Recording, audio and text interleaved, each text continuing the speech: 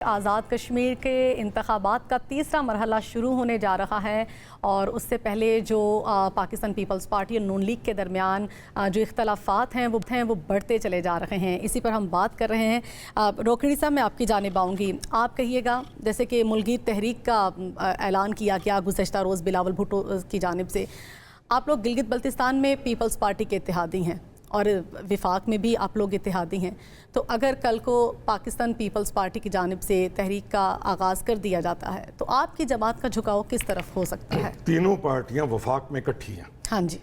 تو کون سی تحریک؟ اگر پیپلز پارٹی تحریک چلانے کی کوشش کرے گی تو یہ ڈیفینیٹلی ہوگا کہ بڑی لیڈرشپ جس پارٹی کی بھی ہے وہ کوشش کرے گی کہ یہ معاملہ سیٹل ہو. ہر صورت میں سیٹل ہونا چاہیے. جو بات ہے نا زبان کی لغزش, حکمران کی زبان کی لغزش ریاست کی لغزش بن جاتی ہے.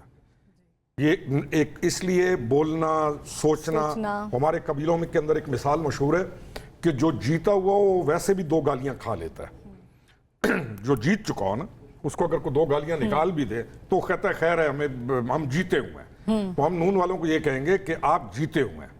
اگر کوئی سختی کہیں سے آ بھی جائے زبان کی تو آپ جواب میں نرمی کریں, آپ جیت گئے ہیں.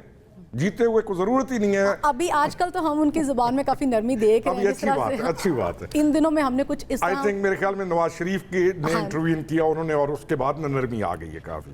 تو جیت تو یہ چکے ہیں, تو اب کس بات کی تلخیاں زبان کی؟ ابھی ان کو نرمی کرنی چاہیے, اور اگر ادھر سے 2-3 سخت باتیں آ بھی جائیں تو برداشت کی جاتی ہیں. ہم تو یہ کہیں گے. اور میرے خیال میں کوہستانی صاحب آپ یہ ہمارا پیغام ادھر بھی پہنچے گا اور یہ بھی پہنچائیں گے میرا خیال. بالکل. کوہستانی صاحب آپ کہیے گا, اگر تو جس طرح سے شہری رحمان صاحبہ کی جانب سے کہا گیا کہ 34 مطلب یہ کمپلینٹس ہیں ان کی جانب سے, 34 شکایات ہیں جو انہوں نے کی ہیں سیکنڈ فیز میں, ان کی کسی بھی شکایت کی کوئی سنوائی نہیں ہو رہی, تو کیا سمجھتے ہیں کیا آپ اتحادی ہونے کے ناطے یا اپنے ریلیشن کو بہتر کرنے کے لیے آپ ان کی ان شکایات کے لیے انکوائری کروائیں گے؟ آپ کی جماعت کی جانب سے ہوگا اوپن انکوائری کے لیے کہ آپ آئیں اور دوبارہ سے ایک دفعہ کاؤنٹنگ کر لیتے ہیں, یا جو بھی جس طرح سے بھی جو پروسیس ہوتا ہے؟ دیکھیں, کل ہمارے وزیر اعظم کے مشیر ہمارے سینئر رہنما رانا ثناء اللہ صاحب, وفاقی وزیر امیر مقام صاحب نے اس پہ تفصیلی بات کی ہے.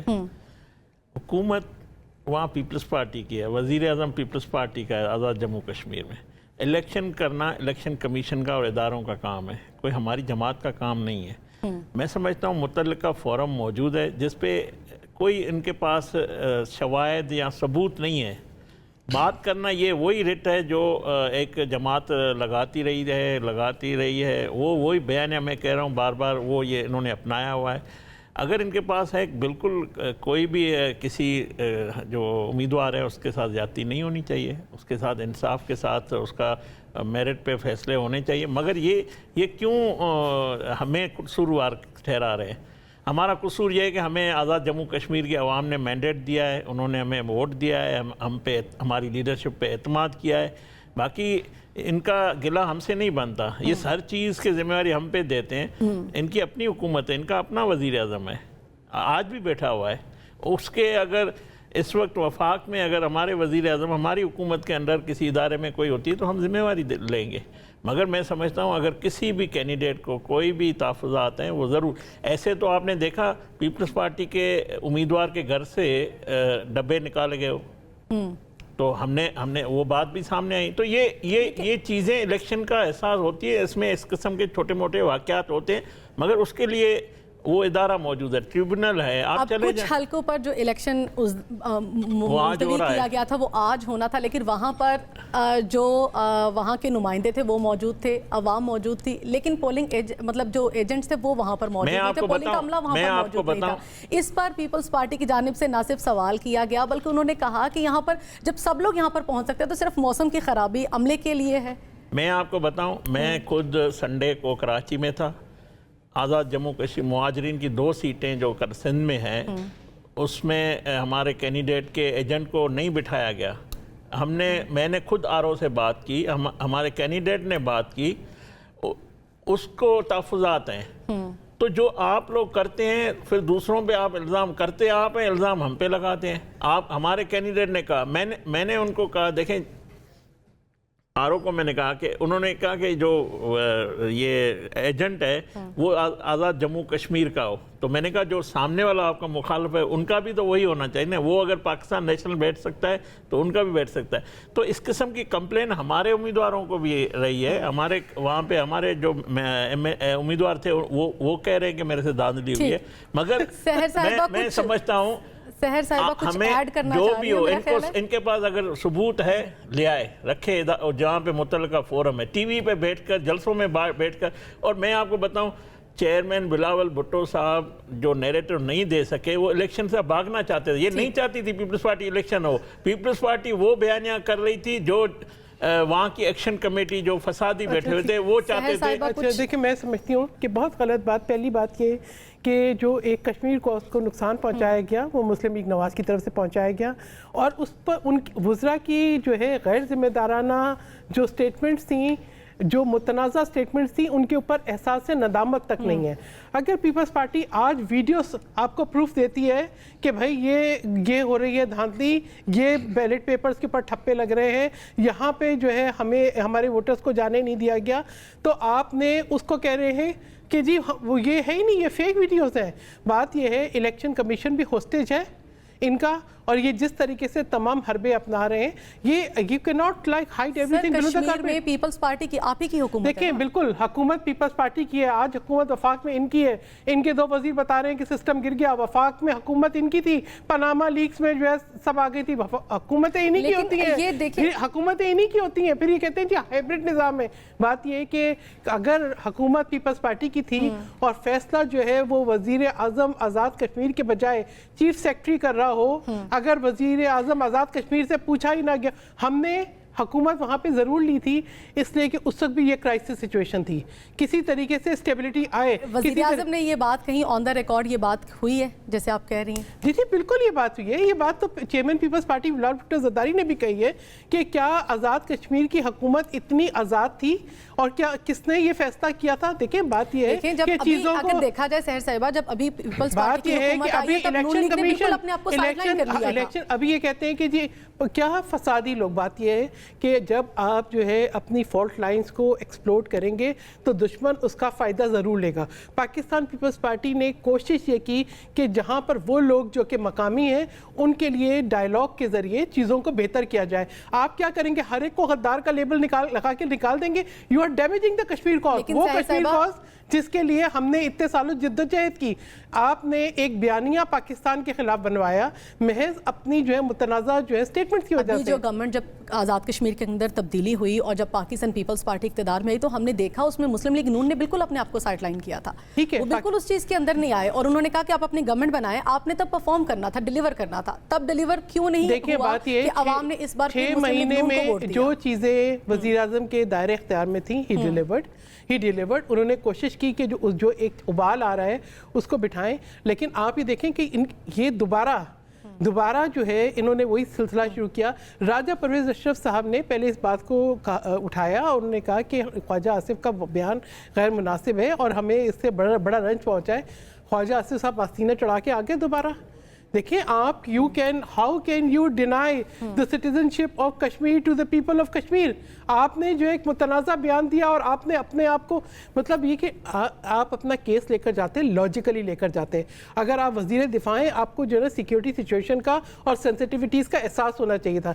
You created that situation. आपने तनाज़ात को हवा दी, आपने मौका दिया कि जो इस किस्म, आपने इंटरनेट बंद कर दिया। पीपल्स पार्टी के चेयरमैन ने हकूक़ की बात की है। उन्होंने आज भी वो अगर हम बात करें ना तो हम उन हकूक़ की बात करें जो पीपल्स पार्टी ने दिए हैं। हम ये नहीं कह रहे कि जी हमने तो सोचा था, हमें आज याद आया कि आज़ाद कश्मीर आज़ाद है, आज हम आके इधर जो है इलेक्ट्रिक बसेस लाएंगे, हमें पता ही नहीं था। वज़ीर आज़म हमारा था मगर हमें पता नहीं था। ठीक है, ये अगर आप ऐसी बातें करेंगे। कमेंट आ गया हुकूक के बाद अब निज़ाम पर बात आ गई है और निज़ाम की तब्दीली की भी बाज़गश्त चल रही है। इस पर हम बात करेंगे लेकिन एक ब्रेक के बाद, साथ रहिए।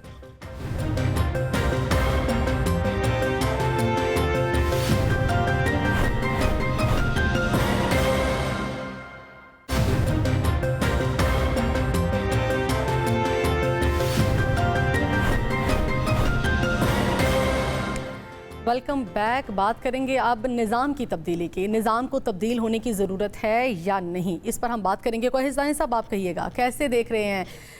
کیا واقعتاً سسٹم خراب ہو چکا ہے, سسٹم کو ٹھیک کرنے کی ضرورت ہے, گڈ گورننس نہیں ہے اور اس کے لیے صوبوں کا انعقاد لازمی ہے؟ دیکھیں, بات یہ ہے کہ یہ جو صوبوں کے حوالے سے بات ہے, یہ بالکل ڈسکشن ہو رہی ہے, مختلف کئی سالوں سے ہو رہی ہے, بلکہ اس وقت کتنے سال ہو گئے ہیں لوگ یہ بات کرتے ہیں مختلف ادوار میں. ابھی بھی ایک کیمپین چل رہی ہے, مگر اس کے لیے ایک آئینی راستہ موجود ہے. میں سمجھتا ہوں کوئی بھی صوبے میں, جس طرح ہم نے 2008 میں ہماری حکومت بنی تھی, پنجاب میں ہم نے ساؤتھ پنجاب کا جو ہے ریزولیشن پاس کیا تھا, تو اس اسمبلی کا اختیار ہے کہ وہ اس کو اگر سندھ میں صوبہ بننا ہے تو سندھ اسمبلی نے لیکن پنجاب میں تو وہ پاس ہوا, لیکن اس کے باوجود ہمیں صوبہ بنتا نظر نہیں آیا. جنوبی پنجاب ہزارہ کی بات کی جائے تو باتیں صرف وہ انتخابی کیمپینز کی حد تک ہم نے دیکھی. تو یہ وہی بات ہے, میں یہی بات کر رہا ہوں, جلسوں نعروں سے, بات چیت سے یہ معاملہ حل نہیں ہونا ہے. اس کے لیے پارلیمانی فورم جو ہے نا, بہترین فورم ہے جس پہ قانون سازی ہونی ہے. نیشنل اسمبلی پہلے صوبائی جو اسمبلی ہے, آپ حکومت وقت ہے نا کوہستانی صاحب, آپ حکومت وقت ہے, اور پنجاب میں جس وقت یہ قرارداد پاس ہوئی اس وقت بھی آپ ہی کی حکومت تھی اور یہ پاس بھی ہو گئی. انیشیٹ تو آپ ہی کی جانب سے ہوگا نا. دیکھیں, پنجاب میں اگر ہم لوگ یہ کر دیتے ہیں, آپ لوگ کر دیتے ہیں اگر کسی بھی صوبے میں جو صوبہ 2 صوبے بننے ہیں, 3 بننے ہیں, اس صوبے کی اسمبلی نے, اس کے عوام نے فیصلہ کرنا ہے نا. پنجاب کی عوام کا سندھ کا فیصلہ تو نہیں کرنا ہے. وہ سندھ کی حکومت نے بیٹھی ہوئی سحر صاحبہ بتا سکتی ہے کہ سندھ اسمبلی کا ریزولیشن کیا ہے. سندھ کے میرا تعلق بھی سندھ سے ہے. سندھ کی عوام کو اس پہ تحفظات ہیں, اس پہ پیپلز پارٹی جس طرح کہا کہ سب تمام جماعتیں بیٹھے گی جو پارلیمنٹ کے اندر موجود ہے.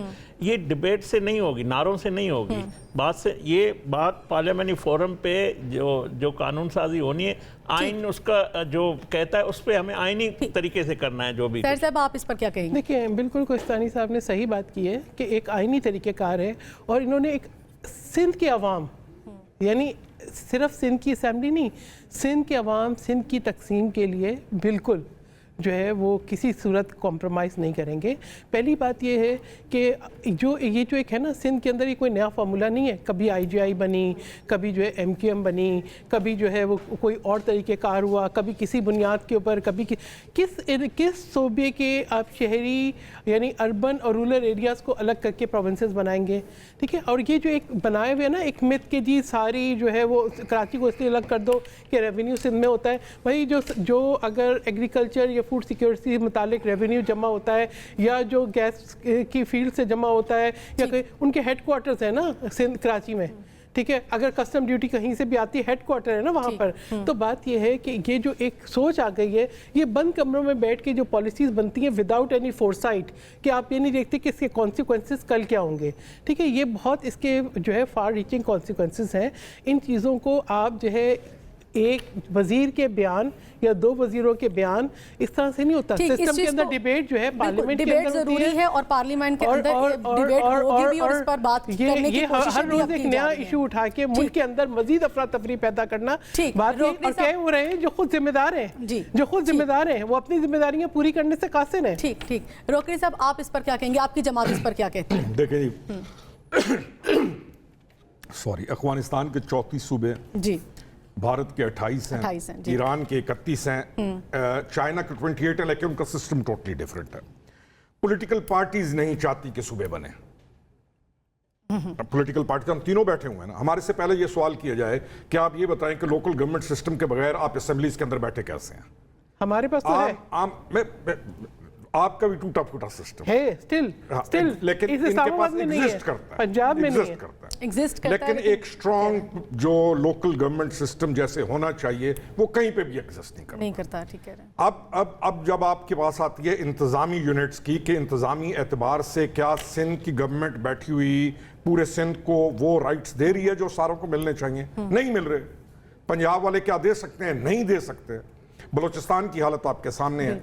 केपी जो नॉर्थ है और साउथ वाले केपी को पूरी जिंदगी में ये भी नहीं मालूम कि साउथ केपी में कभी गए भी हैं वो लोग के नहीं गए। आप भी हुकूमत के इत्तेहादी हैं, कि आपकी जानिब से कभी इस तरह से कोई सजेशन या कोई बात मैं दे रहा हूँ, मैं तो आपके सामने दे रहा हूँ। सूबे आपको चाहिए, आपको इंतजामी बुनियाद पर सूबे चाहिए।